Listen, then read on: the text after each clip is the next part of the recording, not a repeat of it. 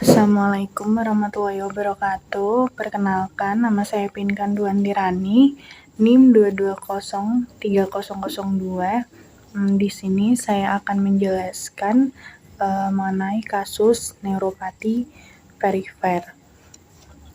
Yang pertama ada definisi. Neuropati perifer merupakan kerusakan saraf pada lengan dan tungkai. Biasanya terjadi terlebih dahulu pada kaki dan tungkai dibandingkan pada tangan dan lengan. Neuropati perifer dapat menyebabkan kelemahan otot dan hilangnya refleks, terutama pada pergelangan kaki. Hal itu mengakibatkan perubahan cara berjalan dan perubahan bentuk kaki. Akibat adanya penekanan atau luka pada daerah yang mengalami mati rasa, sering timbul ulkus pada kaki penderita neuropati diabetik perifer. Jika tidak ditangani secara tepat, maka dapat terjadi infeksi yang menyebar hingga ke tulang sehingga harus diamputasi. Selanjutnya, ada patologi neuropati perifer melibatkan kerusakan pada saraf tepi yang menyebabkan perubahan struktural dan fungsional yang signifikan. Patologi utama yang terjadi pada neuropati perifer adalah degenerasi akson saraf dan kerusakan selubung mielin. Degenerasi akson saraf dapat terjadi melalui beberapa mekanisme seperti gangguan transport akson, stres oksidatif, dan inflamasi. Gangguan transport akson dapat menyebabkan akumulasi protein dan di organel dalam akson yang pada akhirnya menyebabkan kerusakan struktural dan fungsional. Stres oksidatif yang disebabkan oleh peningkatan produksi spesies oksigen reaktif dapat menyebabkan kerusakan pada lipid, protein, dan asam nukleat di dalam akson. Inflamasi juga dapat berkontribusi terhadap degenerasi akson melalui pelepasan sitokin proinflamasi dan aktivasi sel-sel imun. Selain degenerasi akson, kerusakan pada selubung mielin juga merupakan fitur patologis utama pada neuropati perifer.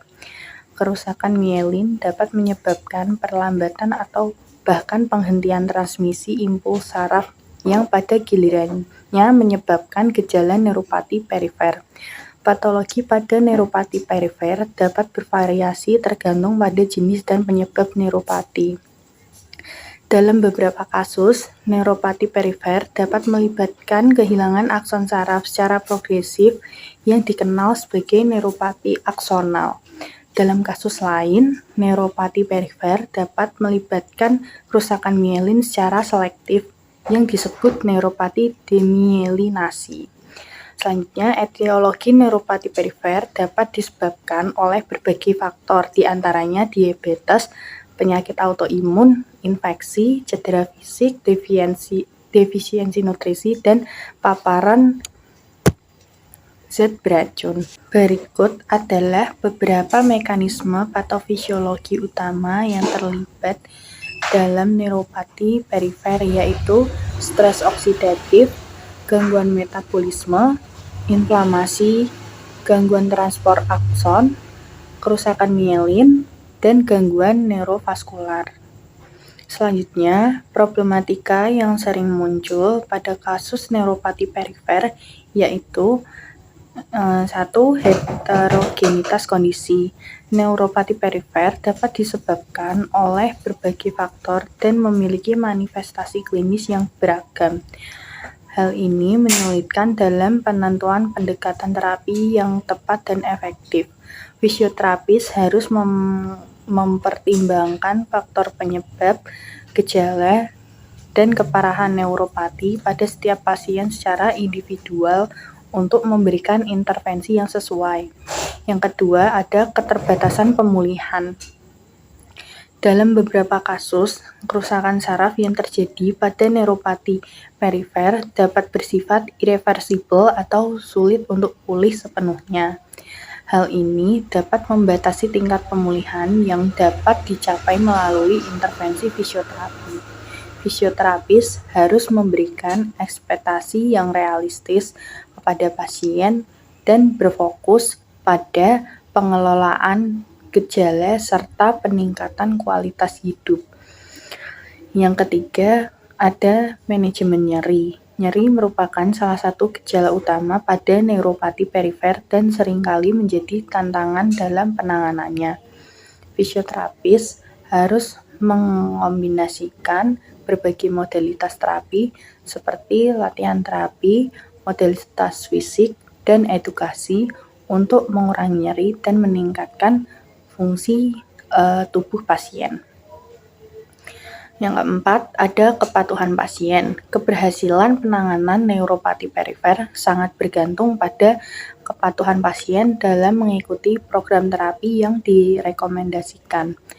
Kurangnya pemahaman tentang kondisi, motivasi, atau dukungan sosial dapat menyebabkan pasien tidak patuh terhadap program terapi yang pada akhirnya dapat mempengaruhi hasil terapi.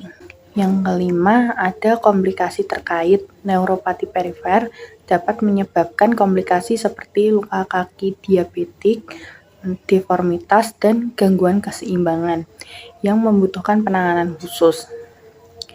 Fisioterapis harus memiliki keterampilan dan pengetahuan yang memadai untuk menangani komplikasi tersebut, atau merujuk pasien ke tenaga kesehatan lain yang sesuai. Yang keenam, sumber daya yang terbatas. Dalam beberapa situasi, sumber daya seperti peralatan terapi, fasilitas, atau tenaga terlatih yang dibutuhkan untuk penanganan neuropati perifer dapat terbatas. Hal ini dapat mempengaruhi kualitas dan efektivitas intervensi fisioterapi yang diberikan.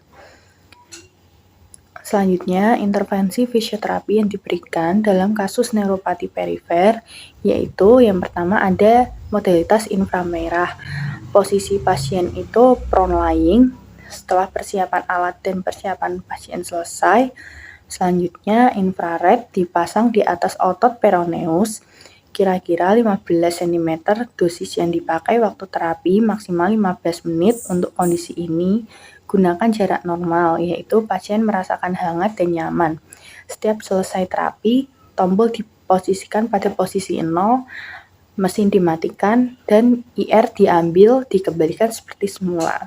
Yang kedua, ada modalitas transcutaneous nerve stimulation atau TENS. Posisi pasien itu prone lying. Pada pelaksanaan terapi, posisikan satu elektrode pada otot peroneus dan elektrode yang satunya pada telapak kaki. Biar tidak kemana-mana, maka elektrode diikat dengan tali perekat. Dalam hal ini, terapis menggunakan modulasi pulse continuous, kemudian atur waktu terapi kurang lebih 13 menit. Intensitas yang digunakan sampai timbul rasa nyeri. Frekuensinya 40-100 ppd dan durasi fase 200-200 mikrosekon.